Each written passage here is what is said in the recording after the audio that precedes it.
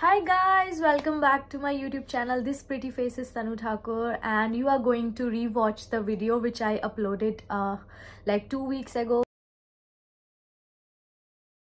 Part B theory based होता है and इसमें 100 क्वेश्चंस होते हैं, 2 hours 30 minute.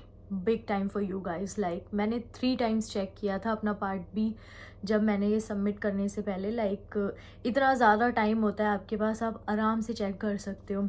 तो इसमें आई थिंक जो पासिंग रेट है वो 70 to 80% है. मेरे टाइम पे I have to get like 80 questions correct out of 100 in order to pass the CBT. I think अब 70 to 80% हो गया, 70 क्वेश्चंस हो गए या 80 ही हैं. I am not that much sure about this, but मैंने न्यू गाइडलाइंस पढ़ी थी, उसमें 70 to 80% रेट था NMC की साइट पे जाके. But I would suggest you should recheck. और जब आपके पास मेल आता है उसमें वो लोग मेंशन करके ही भेजते हैं कि क्या कैसे पासिंग रेट है. एंड इनफैक्ट आपकी एजेंसी, आपका एजेंट भी आपको बताता है कि इस चीज़ में लाइक पार्ट ए में इतने क्वेश्चंस और पार्ट बी में इतने क्वेश्चंस में पास होना है. तो पार्ट बी मैंने प्रिपेयर किया था NMC का एक like royal college of nursing London से एक बुक थी, 2 weeks प्रिपरेशन की थी मैंने CBT की. मैंने सारी थ्योरी उसी में से पढ़ी थी और उसके बैक साइड में जाके जब पूरी थ्योरी फिनिश हो गई थी उसके बैक में 7 लाइक मॉड्यूल टेस्ट थे, 7 डेमो टेस्ट थे और एक टेस्ट में 100 क्वेश्चंस थे. तो काफ़ी क्वेश्चंस भी सिमिलर आते हैं मटेरियल से ही. That's why I am saying कि CBT काफ़ी इजी है as compare to other exam, क्योंकि ऑलमोस्ट लाइक 30-40% क्वेश्चन सेम आ जाते हैं इवन इन थ्योरी ऑल्सो. तो आई वुड से कि थ्योरी आपने अच्छे से पढ़नी. मैंने काफ़ी अच्छे से पढ़ी थी, मैंने हल्के में नहीं लिया था एग्ज़ाम को कि इजी है तो मैं पढ़ूंगी नहीं या फिर मैं एक बार पढ़ूंगी तो हो जाएगा. नहीं, मैंने उस बुक को अच्छे से पूरा लाइन करके लाइक नोट्स बना के अच्छे से याद किया था, क्योंकि मैं रिस्क नहीं लेना चाहती थी और मैं दोबारा एग्ज़ाम देने का बिल्कुल मन नहीं था. दोबारा प्रेशर लूँ, पैसे वेस्ट करूँ, I don't want to do that. तो मैंने काफ़ी अच्छे से उससे प्रिपरेशन की थी और मैंने 2 ही चीज़ें पढ़ी थी, that 2 weeks preparation book and एक मेरे पास द नोटबुक करके एक PDF था 70 पेजेस का, मैंने याद किया था. आई वुड नॉट लाई, मुझे अच्छे से मटेरियल याद था मेरा कि इन केस अगर क्वेश्चन सिमिलर भी नहीं आते, वो 20-30% सिमिलर क्वेश्चंस भी नहीं आते, I knew that I am going to answer properly because I have like learned all the material properly. Seriously, not gonna lie about that. Motivating you कि easy है, but I am also saying at other side, do your preparation, like give your best and do not take it so lightly. So मैंने वो 7 test भी 2 बार करे थे. एक बार खुद किया और एक बार जब जो आंसर मेरे गलत थे उनको पढ़ा कि मैंने क्या मिस्टेक कर रही हूँ, ताकि वो मिस्टेक मैं फ्यूचर में लाइक अपने एग्ज़ाम में ना करूँ. तो वो 700 क्वेश्चंस तो मैंने वहाँ पे प्रिपेयर किए थे. फिर मैंने पार्ट बी की प्रिपरेशन पियर्सन से भी की थी, उसमें भी क्वेश्चन मेंशन थे. उसके अलावा मैंने किसी भी साइट से प्रिपरेशन नहीं की थी, बिकॉज CBT के क्वेश्चन ऑलमोस्ट सारी साइट पे सेम ही होते हैं और वो लोग आंसर इधर उधर कर देते हैं to make it look more authentic, which is not.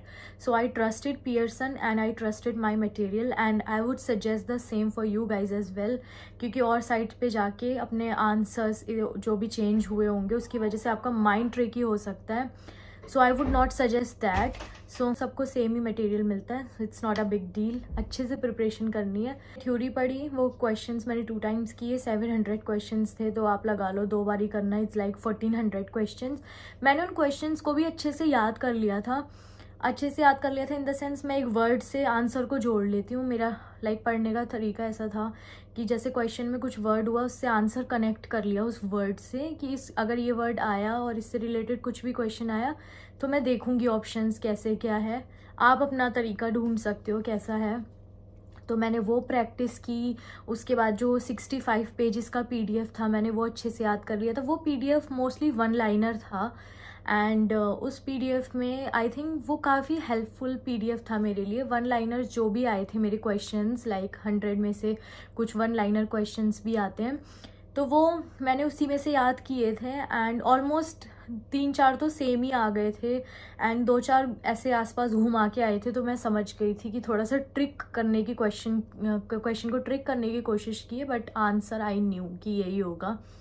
फिर सिचुएशन बेस्ड क्वेश्चन भी आ जाता है उसमें, थोड़ा सा अच्छे से पढ़ लो, क्वेश्चन को 2 बार पढ़ो, 2.5 घंटा is like too much I would say. 100 question हैं, आप आराम से कर लोगे, तो अच्छे से क्वेश्चन पढ़ना, सिचुएशन बेस्ड भी, वन लाइनर्स भी। देन आपको जो यहाँ के एनएमसी के कोड्स हैं थ्योरी पार्ट में, स्पेशली जो 6C हैं, पीज हैं और जो प्रिंसिपल हैं एनएमसी के, वो अच्छे से याद करके जाने, क्योंकि कई बार ऐसा होता है कि वो प्रिंसिपल पूछ लेते हैं और 4 प्रिंसिपल मेंशन्ड होते हैं, उसमें से कौन सा प्रिंसिपल करेक्ट है वो आपसे पूछेंगे। लाइक डिटी, इथिक्स या कल्चर से मेंशन क्वेश्चन है, या मटेरियल में लिखा है कि ये कल्चर ये अलाउ नहीं करता, ये कल्चर ये अलाउ नहीं करता, तो part be completely theory based होता है। एंड आई थिंक अगर आपने जो थ्योरी याद कर रखी है अच्छे से 2 वीक्स में, तो आपका क्वेश्चन ऑलमोस्ट सिमिलर नहीं भी आए तब भी आप आराम से कर लोगे, क्योंकि you have enough time firstly. Secondly you can recheck. मैंने अपने टाइम पे पार्ट बी सबमिट करने से पहले 3 टाइम्स चेक किया था,